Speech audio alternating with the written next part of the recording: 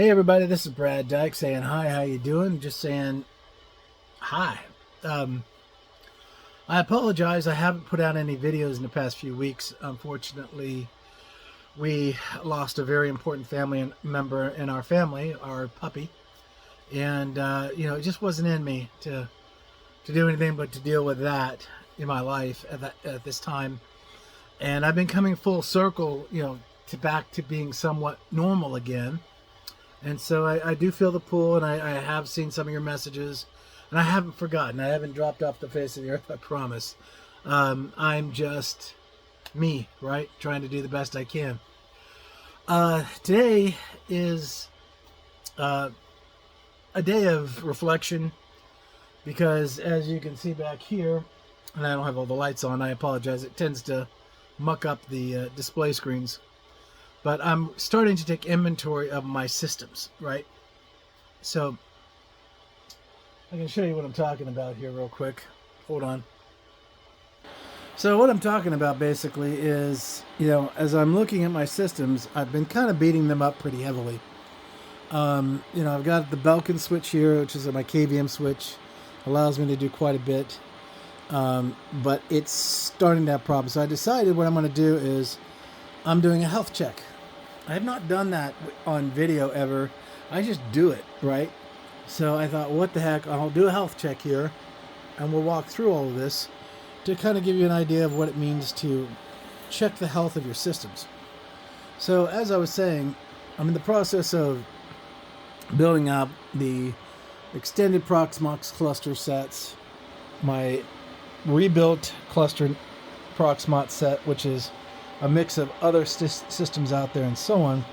And I'm doing an accountability check on some of my gear because my gear is kind of getting old, you know what I mean? So here I have a 10 gig switch, which has been great. I love it a lot. It's a CRS 308. It's a basically 10 gigabit 8-port switch. I also have a 4-port switch in the back that's tacked to this as well. And then I've got a Juniper down here, and it's doing its job. And over here I've got a Nortel, which is doing its work. And yeah, I can segment my bandwidth, so I can have front and back.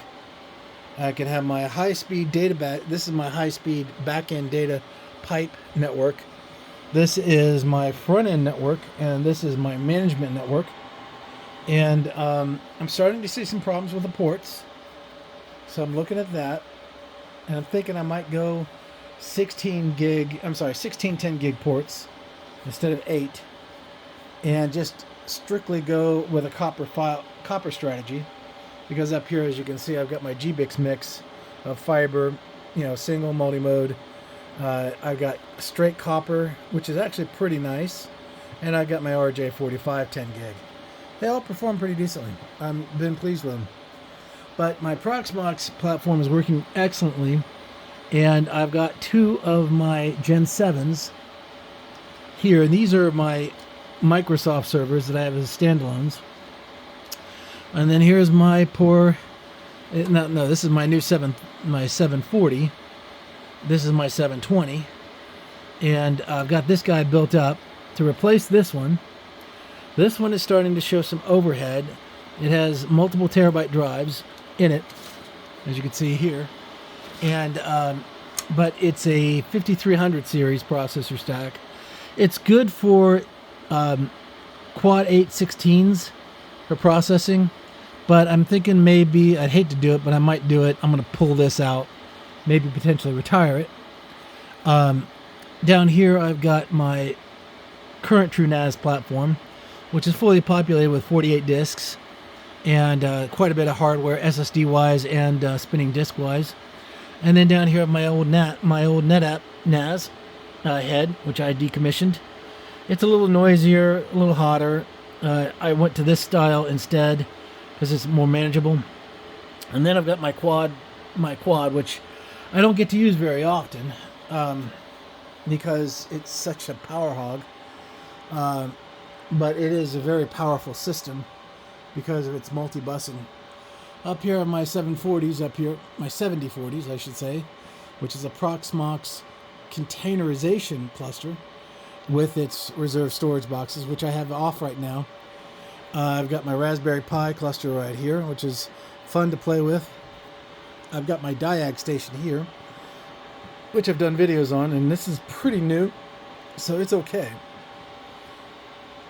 Then I've got my Nortel, which, as you can see right here, you know, that GBIC is old school GBIC. Big boy. And it's got age on it, and it's pushing 10 plus years, but it still works. And then below that, I have a platform that I was working on, and I got it working. It was in pieces and parts, but I put it back together. I thought I'd like to add a couple extra processor stacks, but I only have 16 gigs of RAM on it right now, so I don't have money to get more, so I'm on standby for that. Then I've got this Gen 7. This Gen 7 is a build from a Gen 5. And it only has a few disks in it, but it can do a lot more. It's a stack processor for Microsoft Windows. I use it for just, you know, compressing or dating data or something like that. Then down here I have a Dell 7910, which has been quite a pain in the butt. There's something wrong with it. I'm trying to figure out what's wrong with it. And then down here it's this brother, which is the 730. This is a DX730 chassis, just like this one, but without the XD configuration.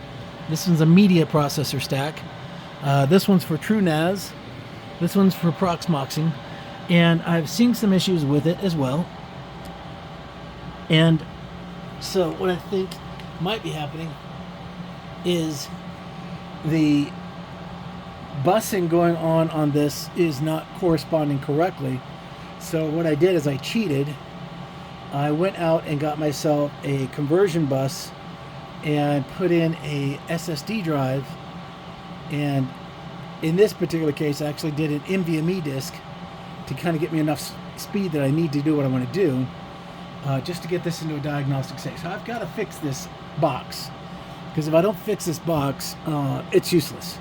The same way with dealing with this box, it's kind of gutted, and so I'm going to have to do a RAM bus test on it to see if I can find RAM that can work and support this going forward.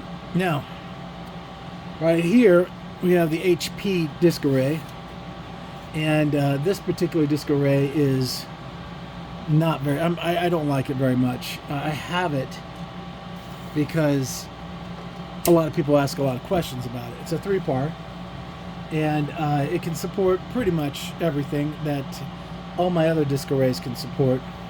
But there's a problem in the channel busing, and I'm thinking, well, I'll have to take it apart.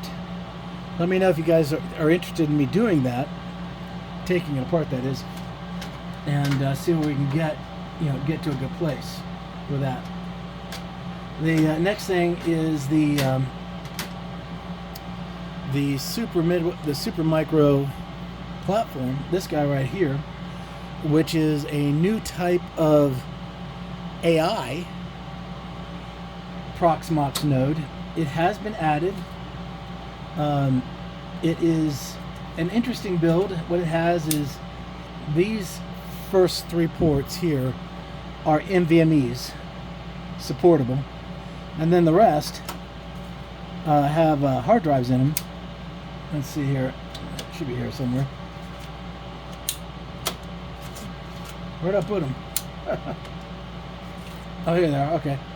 So I have, NVMe drives on standby to go in here, but I've just got some basic SATA disks that I'm using for now, because it's not about the disk in this case. It's about the very special video card I have in this. It's a Quadra Pro, and this particular design chassis has direct power feed and support for video cards like an NVIDIA style video card, and I can use that to inject AI processing resources, basically making AI resourcing to use the onboard GPUs in this case as an added value, unlike my current Proxmox boxes, which are these, that don't have video GPUs in them at all, and it's strictly CPU. And then lastly, I have my poor old 720 XD 720 down here, and it is basically spare parts. It works, or did work, I should say, but I have it as backup parts for my essentials to support my other 720, which is right here. Let me go higher. Which is right here. It's running my TrueNAS platform right now, and this is a full professional enterprise model. Now I could bring both of those online and pair them in a RAID 1 model to be cluster based, but I'm not doing that because that's just a whole heck of a lot of wasted money for a single site, right? But I have this here still in use. It's a Google engine at one time, but I rebuilt it into what it is, and I've got my spare parts unit down here to be available when I need them to be able to get them up and running. Now, out of these, how many of these do I have that are spare parts? Well, I have up here, I have the two Gen 7s DL380s right here. Those are Intel based. They are identical in every way. I can move those disks to the top, down to the bottom. Either one dies, I'm okay. This guy right here, which is the next one down, he's a super micro chassis, 5600, and he is brothering to the 6400, which I have down here at the bottom, that's got the AI engine functionality. But I am thinking about retiring that one because it just might be time to do that because it's pretty old. Everything else here is fairly new. I also, up here, on this particular chassis, this is actually a hybrid. I didn't tell anybody this, but basically what I did here is I went in and I took a Gen 9 and a Gen 7, but I used the Gen 7 case for the housing function, and I moved the parts over so that I could use them in here, and everything worked just fine, which was great. I got a faster SAS controller. You know, the original bus cards came over. I tested them. They worked just as fast on the new controller set as they did in the old one, and we're in good shape. Now, that being said, these older Gen Series 7s, they are all I have left that's old. The Gen 9s, this one, which is right up, and the one up over there, the part of the Proxmox cluster up there at the top, if you look up there, they are new, and they're going to phase out the older ones eventually, and I'll donate my servers to a good cause in a local school or something like that. But now we'll go to the back here in just a second. Okay, starting in the back, if you guys have seen my other videos, you remember I emptied all this out. All this gear was taken out, and it was all emptied and vacuumed and cleaned up and all that good stuff down there. You can see very busy, very active and doing stuff here. And you'll notice right here is the KVM switch. So I'm having problems with that KVM switch. It won't hold its signal very well, and I found that that's very common with Belkins as they get older. And as you can see back there, I can do 4 sets of pairing cables for 8 connections, and those are video outputs that look like this, basically 2 of them per each connection. But in general, I only use an 8-port because once I get something set up, I do everything else remotely. But that's an important detail. I think I'm going to replace that, and I'm thinking about making that a little bit of a video too, about how do you want to go forward with KVMing strategies and so on. Up here you can see our Raspberry Pi environments, which are right here. Let me move it over here a little bit. You can see them right down there. They're very tiny, right out of the way. which is really nice. And then up here you've got the 7040s, and then of course you've got the disk array platforms here. And I also have some standalone Raspberries for special needs and special requirements. But with that being shown, I basically have this fairly well structured, except right down here is another 10 gig switch. And so, I have a limitation of roughly 11 10 gig switches, switch connections, which I can do and keep everything fairly stable.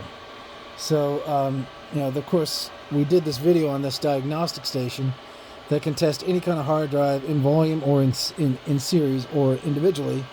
And I did that because I needed it, because I got more cards coming. And of course, down here you've got the different disk sets and systems at which we're working with here. And the goal is I'm going to cut this down by probably 25%.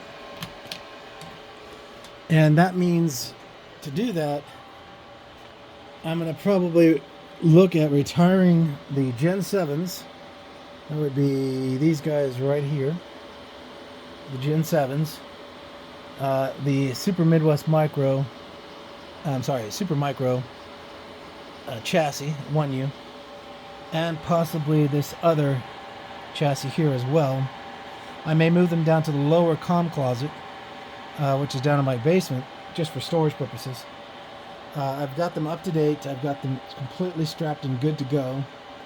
And but I want to get the space cleared, and I want to prepare this equipment so that it's ready for the next 1, 2, 3 which we're going to do going forward. So with that being the case,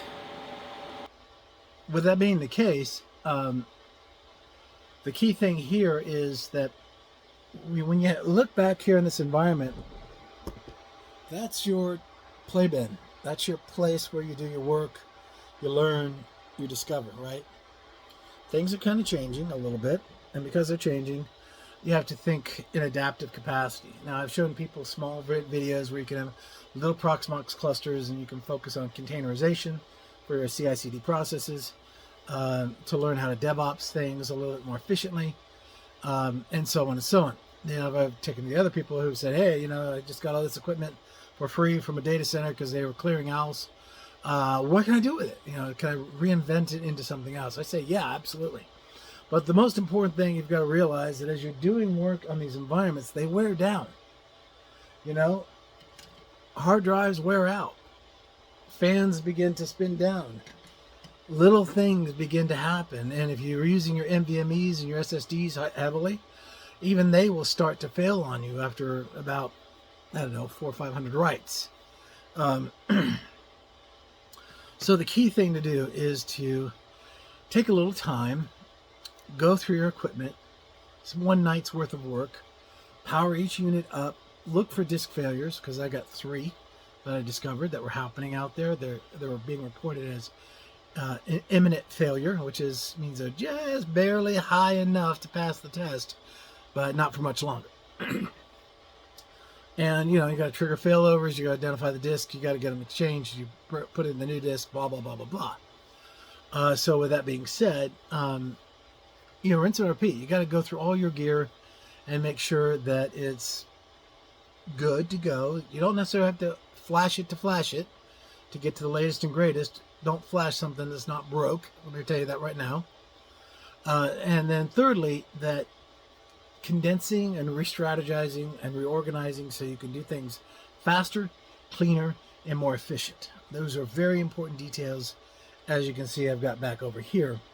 It's just me, and me, right, doing all the work. So by doing it this way, I have the ability of being able to keep my stuff in pretty good shape. There is a cost. That's the last part. The Belkin switch, which you probably can't even get them anymore. If you do, there's a probably good chance they're just bad. But KVMing, that could be a project all by itself, because you could use what's called LAN KVMing. And LAN KVMing is using your local network as your KVM. It has some tricks with it, so just don't jump into it.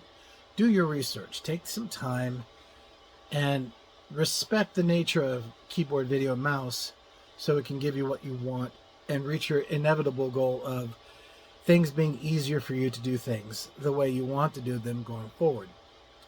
For those who use secure shell and encryption keys, SSH keys, and so on, you can do that too, but don't make the mistake of stepping away from the hardware. When you step away from the hardware, then you begin to become less of that skilled technician who knows how to deal with the environment and who knows how to deal with the infrastructure. And that's what your hardware is. It's your infrastructure. So, eventually, yeah, keep a mouse, keyboard, and video around if you have to. If it's that simple for you, that works just fine. Well, this is Brad Dyke. I hope this helps you some. This is all about maintenance and taking care of your gear and making sure things are running smoothly. Take care, God bless, and have a great week. Take care.